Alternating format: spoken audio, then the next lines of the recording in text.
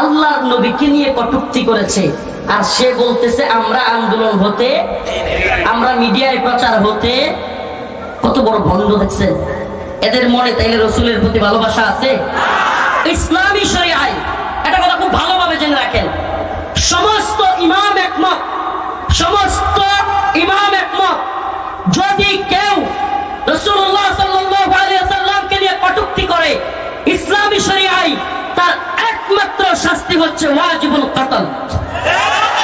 মান সাব্বা নাবিয়ান ফাকতুলু, তার শাস্তি হলো কল্লা থেকে, ধর থেকে কল্লাকে আলাদা করে ফেলা। এটা ইসলামী শরিয়ার শাস্তি।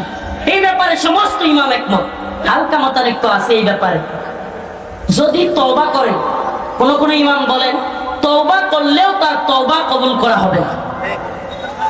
আল্লাহ পাক আখিরাতে তাকে তওবা কবুল করে ক্ষমা করে দিতে পারেন, এটা আল্লাহর ইচ্ছা, কিন্তু দুনিয়ায় তার তওবা কবুল করা হবে।